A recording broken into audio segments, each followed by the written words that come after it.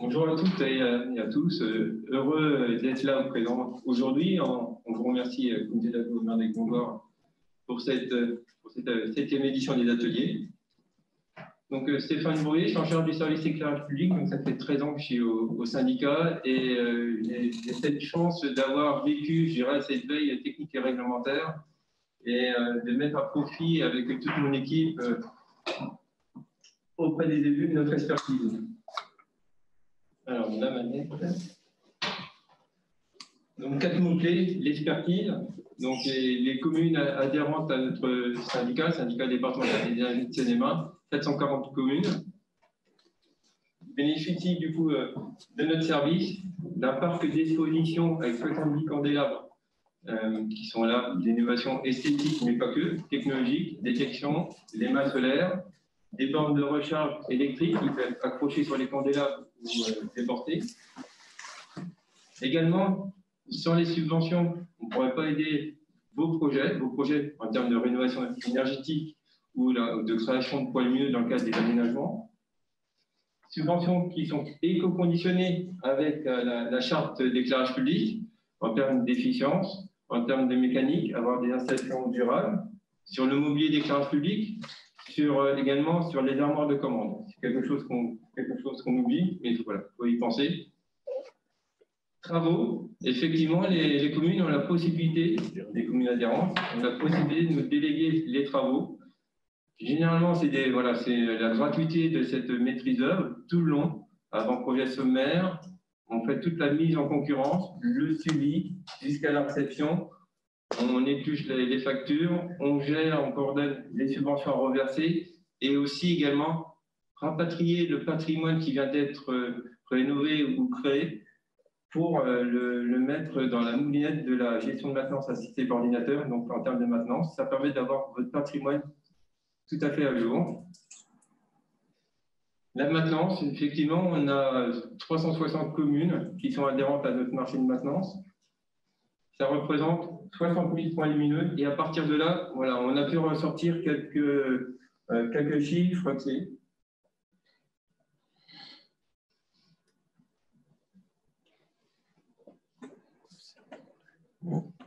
On est composé d'une équipe avec un vice-président dédié pour la thématique et ensuite des agents à votre disposition. On va aborder trois thématiques assez, voilà, ça va être assez rythmé pour maintenir les délais.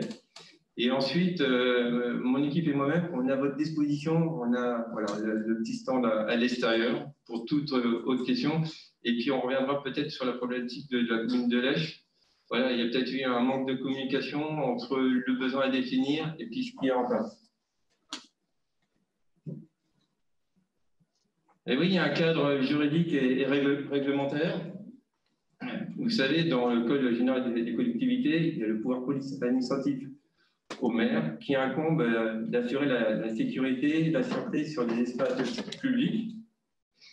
Et l'éclairage public est un moyen comme un autre d'assurer ces enjeux, adaptés bien sûr aux lieux et aux espaces, mais également l'imposer si besoin sur des voies privées.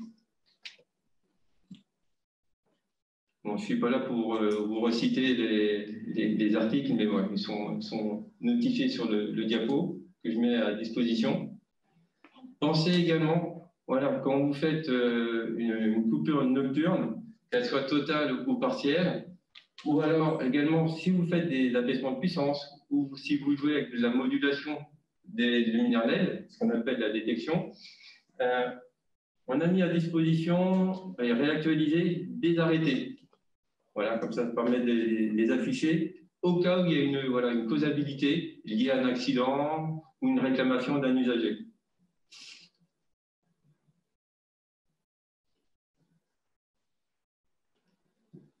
Un petit bilan de la cartographie. Donc, je suis preneur des communes pour mettre à jour notre carte. Donc, ça, c'est d'après notre sondage. En jaune, nous avons les communes qui pratiquent l'extinction nocturne. En assuré gris, c'est les communes qui pratiquent la détection. Quelquefois, ça se rejoint. C'est le cas de Villiers-en-Bière. Villiers-en-Bière qui pratique à la fois la coupure nocturne et la détection. C'est-à-dire que voilà, ça lui permet d'avoir un détecteur et de mettre à 0 watts, 0 puissance, 0 flux lumineux durant le cœur de la nuit. Donc, dans les grandes lignes, ça représente 20% de nos communes adhérentes. Donc, vous voyez, c'est concentré effectivement sur le parc naturel régional Gâtinais français, sur la partie sud du département, la partie également qui concerne Butier, on a de la chance d'avoir un site astronomique à Butier, c'est dire de le souligner. Mais pas que. Voilà, ça se parcelle également sur le nord du département, du côté de la vallée du Grand Morin. Bien sûr, les enjeux peuvent être différents d'une commune à une autre. Quelquefois, c'est des contraintes budgétaires. Quelquefois, c'est lié à des enjeux de biodiversité. Alors, le but de ma présentation, c'est aussi d'apporter des compléments à ce qui s'est dit ce matin et puis aussi d'introduire les retours d'expérience qui vont arriver derrière moi. Je vais essayer de vous éclairer sur le sujet. Effectivement, il y a l'arrêté, il arrivait un peu tardivement, cet arrêté, mais il arrivait quand même en fin d'année 2018. Il a pris deux petites mises à jour pour en 2019. C'est un arrêté, effectivement, qui permet de réduire, limiter les nuisances lumineuses. On l'appelle nuisances lumineuses ou pollution lumineuse. Voilà. L'objectif, c'est de vraiment réduire fortement les éclairages. On parle d'éclairage public, mais il faut parler aussi d'éclairage privé. Et il faut qu'on soit aussi tous exemplaires. Je vois certaines déchetteries qui sont éclairées de nuit, plein pot. Voilà, franchement, c'est pas acceptable. Comme des éclairages privés où on a encore des boules lumineuses qui éclairent vers le ciel. Et là, vous, monsieur, madame le maire, vous pouvez interagir et faire modifier ces luminaires qui sont complètement obsolètes, énergivores. Donc cet arrêté prend en compte aussi l'inclinaison des luminaires avant le 1er janvier et impose aux nouvelles installations depuis le 1er janvier 2020 des normes, des restrictions du cône lumineux vers le ciel, vers le sol, on va dire les notions de temporalité. Les fabricants, eux, ont anticipé cet arrêté parce que bon, ils ont été concernés. Ils n'ont pas été toujours contents. Nous, au niveau du SDES, on avait largement anticipé les températures de couleur, notamment au 3000, lors de l'opération 3000 lampes ballons fluo. Je ne sais pas s'il y a quelques communes qui ont bénéficié. C'était une opération qui permettait d'éradiquer les lampes à vapeur de mercure.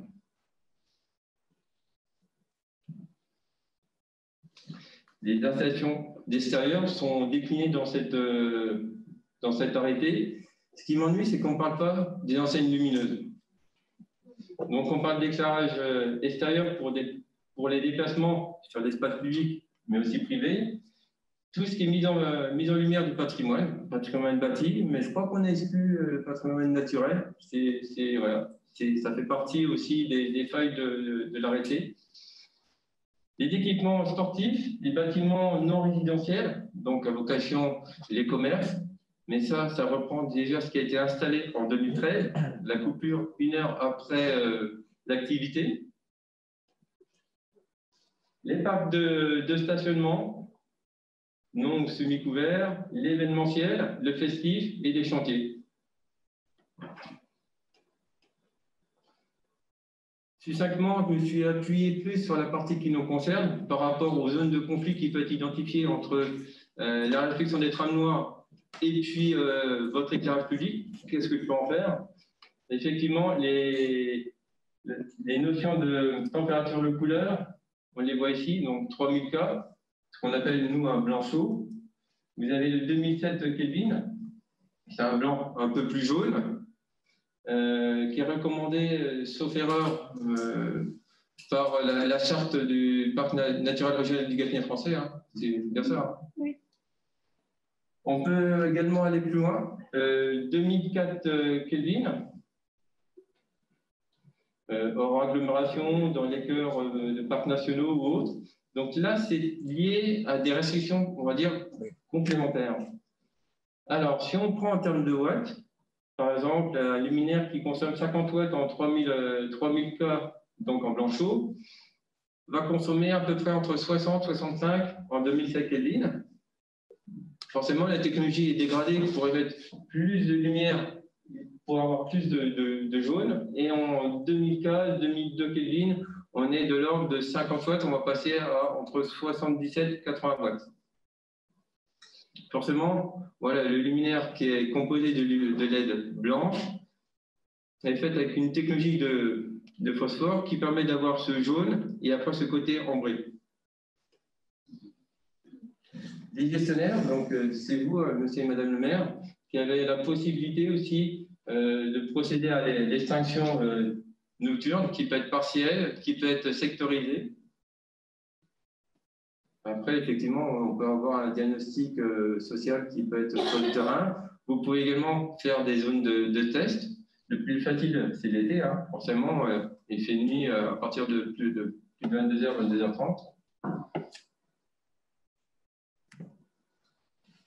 Cet arrêté reprend aussi donc, le cône du flux lumineux, symbolisé par l'image. Donc, effectivement, le champ qui est restreint. On va plus éclairer la porte d'entrée du riverain. Émission de lumière vers le ciel, effectivement, à l'installation, votre luminaire qui soit posé au sommet d'un mât ou latéralement, objectivement, ne doit pas être orienté vers le ciel. Moi, après, pour mesurer les 4%, je ne sais pas comment on fait. Mais je sais que nous, on les pose à 0, comme ça, il n'y a aucun doute. Ensuite, vous pouvez avoir des restrictions locales sur la technicité. Vous pouvez, comme c'est le cas pour le site d'observation astronomique de Butier, dans un rayon de 10 km, voilà, c'est le zéro absolu, quelle que soit la nature de l'installation. Un petit rappel de ce que je disais tout à l'heure. Voilà, après les commerces ou les parkings privés, des grosses enseignes, à partir d'1 h du matin, pas d'1 h du matin, à partir d'1 heure après l'activité, doivent couper. Et ça, ce n'est pas toujours le cas. Et même en pleine journée, on voit encore des grandes enseignes éclairées par l'effet d'attraction des clients. Ici, un petit tableau que vous pourrez reprendre tranquillement lors du diaporama qui est mis à disposition, qui résume, je dirais, VLR, donc c'est l'émission vers le ciel, les températures de couleur.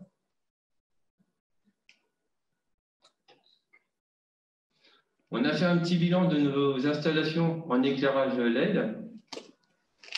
En orange, vous avez les communes qui utilisent des luminaires LED en 2002 Kelvin. En jaune, en 2007 Kelvin. Et ce qui est bien, c'est que quand on rencontre les élus qui se posent la question,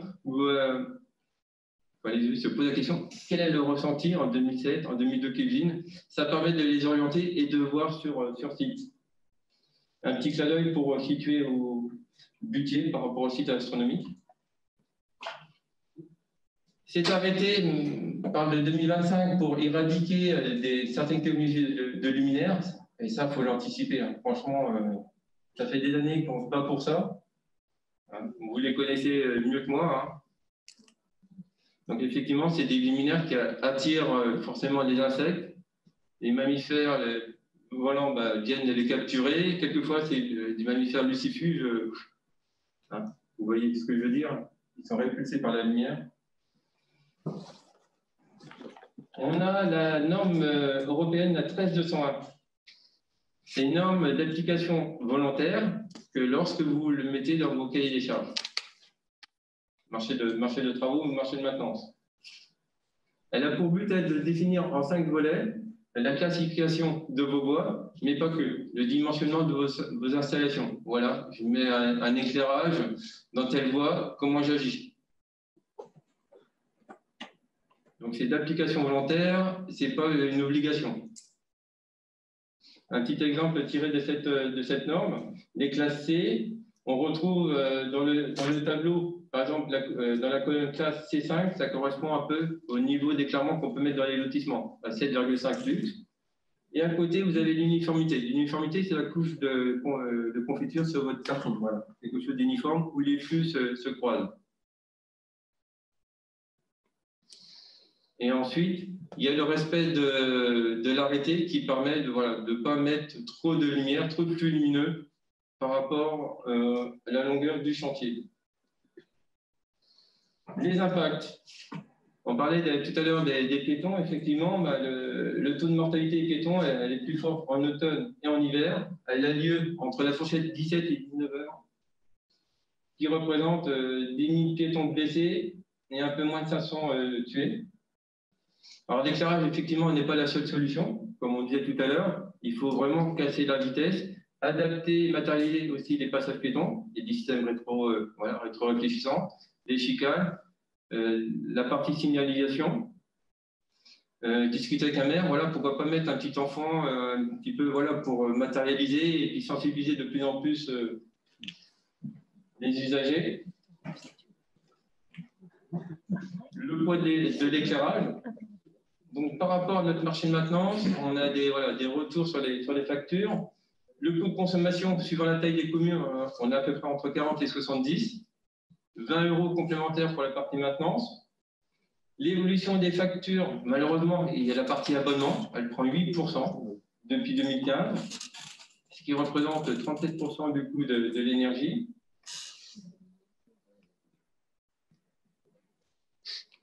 Par rapport à notre marché de maintenance, 60 000 points lumineux, on a encore 7% en ballon fluo, c'est des lampes à vapeur de mercure qu'il faut absolument éradiquer, mais c'est parsemé.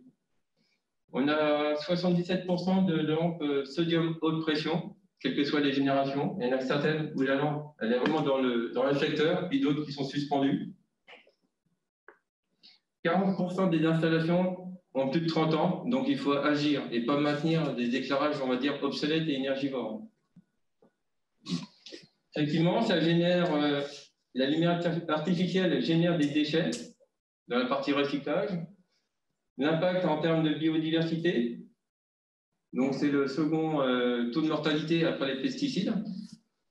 Ça agit sur le trouble du sommeil. L'observation du ciel nocturne étoilé. Vous savez que l'observatoire de Greenwich a été déporté et mis aux Canaries, lié à la pollution lumineuse. Pour info. Donc on passe de l'Angleterre aux îles Canaries. Les effets indésirables donc sur la faune, la flore, les écosystèmes. Pourquoi? Parce qu'effectivement, on a des lumières directes, des éblouissements, les lumières intrusives. Donc là, on parlait de santé humaine, mais on est en plein dedans. L'éclairage d'ambiance, les halos lumineux. Donc on voyait tout à l'heure nos boules opales. Les fameux rayons laser qui vont vers le ciel. Et puis on oublie quelquefois aussi des lumières directes liées à la nature du revêtement ou des cours d'eau. Alors, faut pas oublier que la coupure au cœur de nuit n'est pas totalement efficace, parce qu'en fait, le pic d'activité, c'est au crépuscule et à l'aube. Peut-être privilégier la détection de présence à ce moment-là, avec un mode veille à 0 watts. Alors, je ne vais pas revenir sur la salle noire. Il y a des personnes qui sont mieux placées que moi sur ce sujet. C'est un petit rappel. Donc, inventaire, diagnostic, croisement des zones de conflit. On a des outils d'urbanisme, donc qui ont été également tout à l'heure cités. Pareil, vue satellite de la Seine-et-Marne. Donc, vous voyez, on voit bien les taches de lumière. Donc, on travaille sur... oui, je me dépêche. On travaille sur un groupement de commandes pour réaliser également, ça peut être complémentaire à votre réflexion, sur une cartographie aérienne des éclairages extérieurs. Et puis à venir, avec le CEREMA, on travaille aussi sur un sujet d'installation de luminaires, pas en LED, pas en sodium, mais sur une autre technologie, où là, on sera en dessous des 2000 Kelvin, à travers des enjeux de biodiversité. Et là, si vous êtes porteur de ce projet avec nous, il n'y a aucun problème, on va vous accompagner. Et ça permet sur 3 ans de voir un peu cette technologie innovante et comment elle se comporte. Donc là, on est pleinement en partenariat avec le CEREMA. Je rappelle que c'est un bureau d'études d'État. L'investissement éco-responsable, effectivement, il faut partir de son patrimoine qui est obsolète et énergivore, passer à la technologie LED, mais plus que ça. On va agir sur le volet, le coût d'exploitation, sur le volet maintenance. Exploitation, donc c'est votre budget de fonctionnement. Les solutions communicantes et objets connectés, voilà, ça permet aux communes aussi d'investir et de mutualiser les coûts. Effectivement, on a du génie civil, on creuse pour mettre du réseau d'éclairage public. Peut-être qu'on peut faire autre chose avec. On peut agir au niveau des armoires de commande. Peut-être que là, ça peut répondre à votre problématique. Il y a peut-être une séparation de réseau à prévoir. On peut optimiser l'allumage et l'extinction grâce à des horloges astronomiques. Et puis programmer aussi la coupure nocturne. Là, pareil, un florilège d'action au niveau des points lumineux. C'est une liste non exhaustive.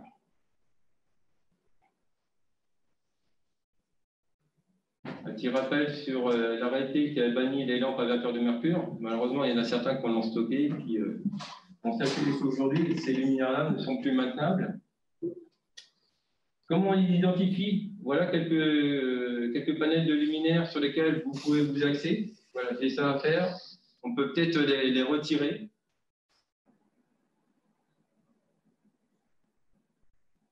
La détection communicante, hier soir, je suis allé sur une commune pour paramétrer dans un lotissement des luminaires qui sont recensés sur une carte mapping. Et ensuite, on fait des groupes et des sous-groupes pour échanger et puis piloter les luminaires entre eux. Donc, on peut les dire que quand l'éclairage public se met en service, je veux paramétrer ce que je veux. Il peut être à 100%, à 10% ou à 0. Et puis, plusieurs scénarios dans la nuit.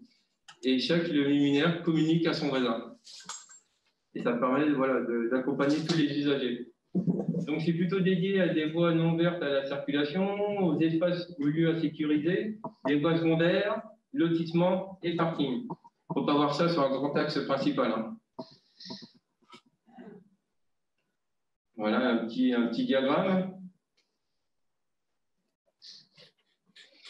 Quand on parle de mutualisation des besoins, ça permet de mettre par exemple des radars pédagogiques, peut-être des caméras de pilotage ou de vidéoprotection, peut-être des antennes de télérelève, la gestion des places de stationnement, les panneaux à messages variables, les bornes de recharge, les capteurs de pollution. Mais voilà, il y a des précautions à prendre. Effectivement, parce qu'il y a certaines technologies qui demandent une alimentation électrique comme de jour, comme de nuit. Voilà, l'usage est à voir. Si on part depuis l'armoire ou si on part avec des technologies de type batterie. Merci de votre écoute. J'ai essayé d'être synthétique. Toute mon équipe et moi-même, on reste à votre disposition. N'hésitez pas. Je ne sais pas si je suis dans les délais partis. Ça peut dépasser. Voilà, j'ai essayé de faire la transition entre la table de ce matin et puis les deux prochains intervenants. Merci à vous.